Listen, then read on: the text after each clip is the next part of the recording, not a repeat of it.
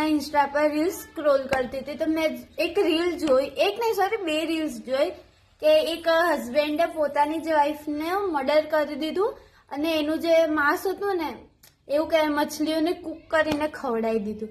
અને બીજી રીલ એવી હતી કે એક પત્ની અને એના બોયફ્રેન્ડે બંને હસબન્ડને મારીને ડ્રમમાં નાખીને સિમેન્ટ પૂરી દીધું અને એ સિમેન્ટને ઘરમાં સ્ટોર કરીને પછી 15 દિવસ માટે ફરવા જતા.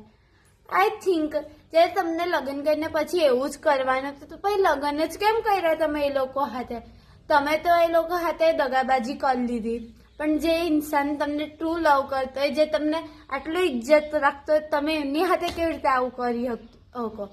ને પછી 1-2 કિસ્સા એવા બી જોયા છે કે પત્ની ઓફ થઈ ગઈ છે તે એક છોકરાએ કે છોકરી માટે મંદિર બનાવ્યું છે, બસ એ છોકરી માટે જ જીવા છે. પછી 2-3 કેસ એવા પણ છે કે અગર છોકરી મરી ગઈ છે કે છોકરો બી મરી ગયો છે, પાછળ એના હસબન્ડ કાં તો એની વાઈફે પોતાનું જીવન પણ ટૂંકાવ્યું છે.